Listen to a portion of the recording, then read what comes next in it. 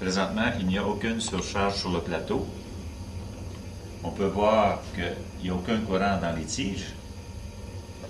Et si on va au tableau, on peut voir que le faisceau laser est à la marque de référence. La tige est à sa position d'équilibre. Maintenant, ce que nous allons faire, nous allons ajouter une charge au plateau. La charge que nous allons ajouter sera de 40 mg. En voici 20.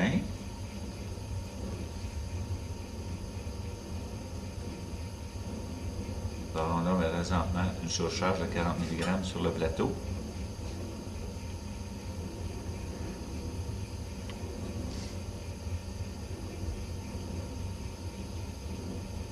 Le faisceau laser a cessé d'osciller et on peut voir qu'il est nettement en dessous de la position d'équilibre.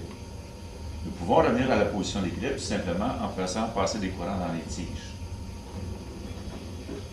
Nous allons maintenant mesurer quelle est l'intensité du courant dans les tiges pour que le faisceau laser revienne à la marque de référence, c'est-à-dire que la tige mobile revienne à sa position d'équilibre initiale. On augmente l'intensité du courant.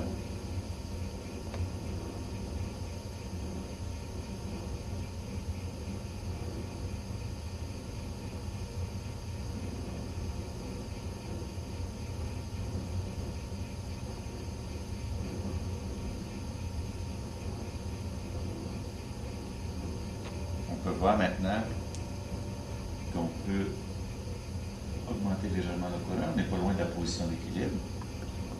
On est à la position d'équilibre et on vient noter quelle est l'intensité du courant qui ramène la tige mobile à sa position d'équilibre initiale.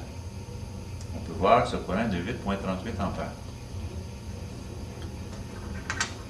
Nous allons maintenant augmenter la masse sur le plateau de la tige mobile. On est maintenant rendu à 60 mg.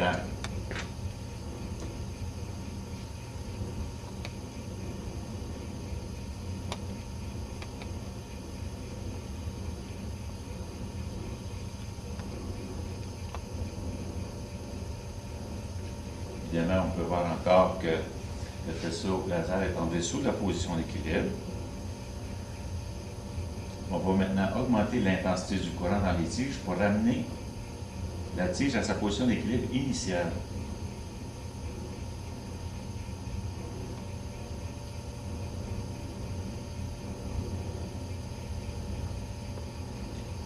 Alors, on peut noter quelle est l'intensité du courant maintenant. Elle est de 10,11 ampères.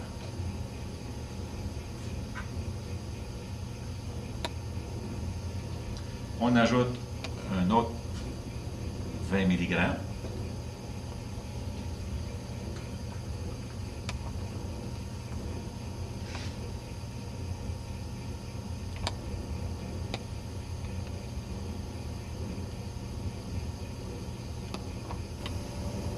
Maintenant, nous allons augmenter l'intensité du courant pour que la tige mobile revienne à sa position d'équilibre initiale.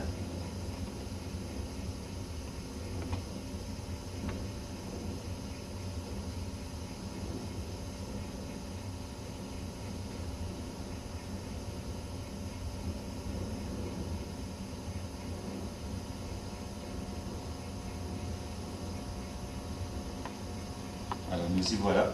On note l'intensité du courant, 12,25 ampères.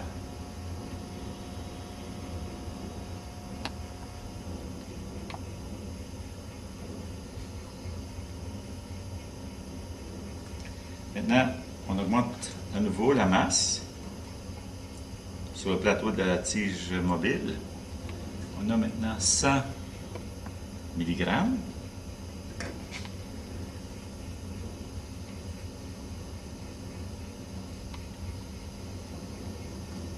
On augmente maintenant l'intensité du courant pour revenir à la position d'équilibre initiale de la tige mobile.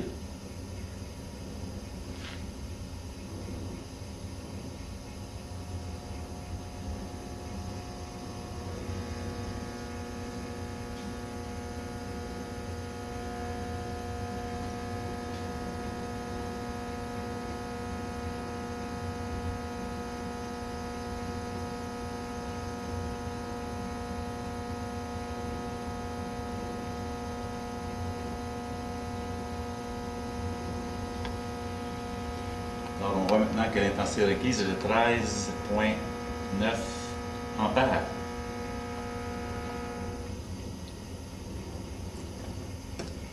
Augmentons pour la dernière fois la masse sur la tige mobile.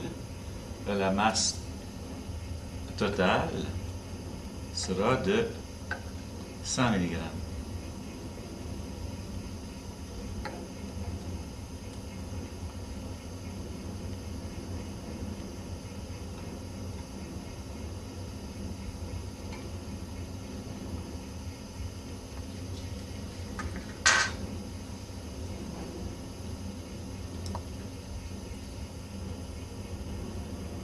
On augmente l'intensité du courant pour revenir aux conditions initiales.